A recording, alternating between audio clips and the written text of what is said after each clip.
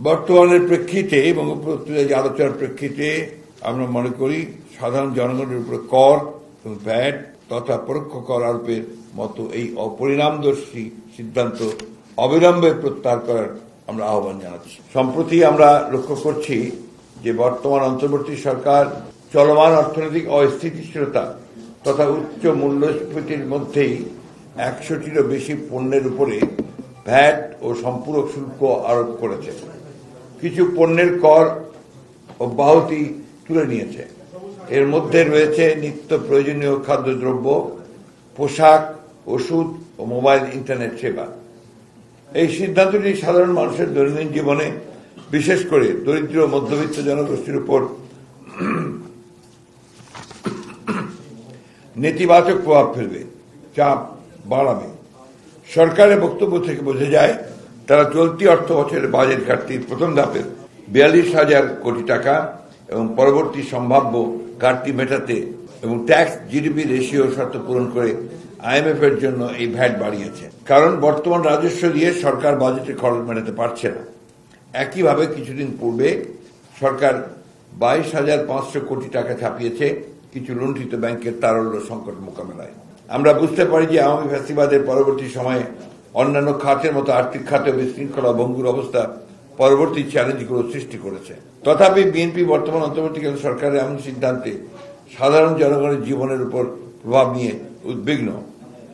পতিত আওয়ামী লীগ সরকার গত 15 বছর দুর্নীতি ও লুটপাটের মাধ্যমে দেশের অর্থনীতিকে কার্যত ধ্বংস করে ফেলেছে। ডিসেম্বর 2024 অনুযায়ী বিদেশি মুদ্রার রিজার্ভ $21 বিলিয়ন নেমে গিয়েছে। দেশের মূল্যস্ফীতি বেড়ে দাঁড়িয়েছে 11%। অনেক ক্ষেত্রে এটি 25%-এর বেশি বেড়েছে। অথচ দক্ষিণ এশিয়া বিশেষত শ্রীলঙ্কার মতো দেশে মূল্যস্ফীতি উল্লেখযোগ্য হারে কমেছে। দেশের মোট ঋণের পরিমাণ 20 লাখ কোটি টাকা অতিক্রম করেছে। ব্যাংকিং খাতে তারল্য সংকটের কারণে জনগণ তাদের কষ্টার্জিত আমানত ফেরত পাচ্ছে না। দেশের অর্থনীতি কার্যত ভেঙে পড়েছে। এমন বাস্তবতায় দেশের অর্থনীতিকে স্বাভাবিক ও গতিশীল অবস্থায় ফিরিয়ে নেওয়া অবশ্যই একটি বড় চ্যালেঞ্জ।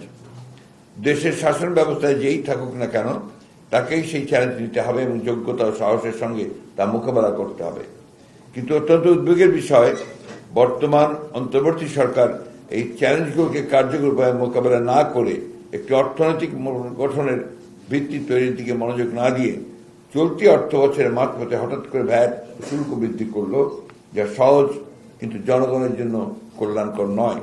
বিগত সরকার বৃহৎ ঋণ খেলাপিদের নানা অনৈতিক সুযোগ সুবিধা দিয়ে খেলাপি ঋণের বোঝা সৃষ্টি করেছে।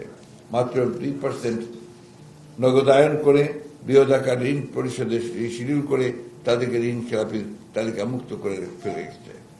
সরকারের উচিত এসব ঋণ খেলাপি অলিগার্কদেরকে অপরিশোধিত ঋণ পরিশোধে এবং বিদেশে পাচারকৃত অর্থ ফেরত আনতে বাধ্য করা। বর্তমানে ভ্যাট ও রাজস্ব প্রশাসনে পতিত সরকারের দোষরা এখনো বহাল তবিয়তে অবস্থান করছে।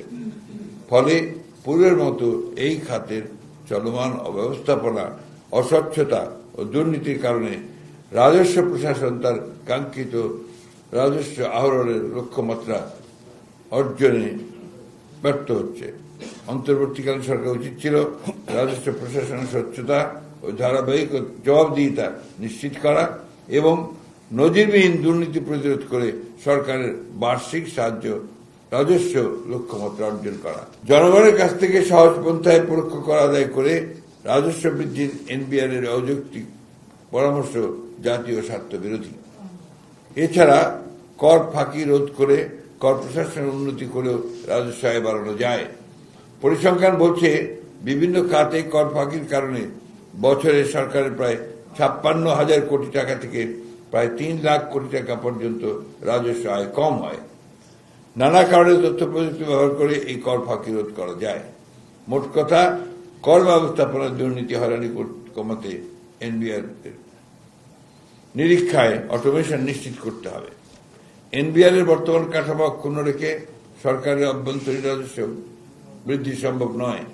গত 15 বছরে ফ্যাসিবাদী লুটেরা গোষ্ঠী ও তাদের দোসর অলিগার্করা জনগণের সম্পদ লুটের অংশ হিসেবে ধনিক শ্রেণীর ওপর আয় করের তুলনায় সাধারণ মানুষের উপর পরোক্ষ কর বেশি বসে রাজস্ব আহরণ করছে।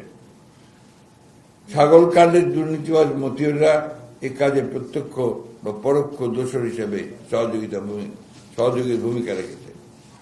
বলার অপেক্ষা রাখে না, এর পরিণতিতে সমাজের চরম অর্থনৈতিক বৈষম্য বৃদ্ধি পেয়েছে। অর্থনীতির অন্যতম মূল উৎস কৃষির উপরও জোর দিতে হবে। প্রতিদিনকার কৃষিপণ্য উৎপাদনে তথা শাকসবজি উৎপাদনে বাড়ির আঙিনা থেকে শুরু করে সকল পতির জমি ব্যবহার করতে হবে। প্রিয় সাংবাদিকবৃন্দ, যদিও বর্তমান অর্থনৈতিক অবস্থায় আওয়ামী সরকারের 2,50,000 কোটি টাকার বেশি বাজেট ঘাটতি মোকাবেলা একটা বড় চ্যালেঞ্জ, সরকার একদিকে খরচ কমিয়ে অন্যদিকে আয় বাড়িয়ে বর্তমান বাজেট ঘাটতি কিছুটা হলেও সমাধান করতে পারে এবং অর্থনৈতিক সংকট মোকাবেলার জন্য কার্যকর পদক্ষেপ নিতে পারে। প্রসঙ্গত, বাজেট প্রস্তুতির সময় আমরা বলেছিলাম এটি একটি অবাস্তব বাজেট যা দেশের অর্থনৈতিক পরিস্থিতিকে আরো জটিল করে তুলবে।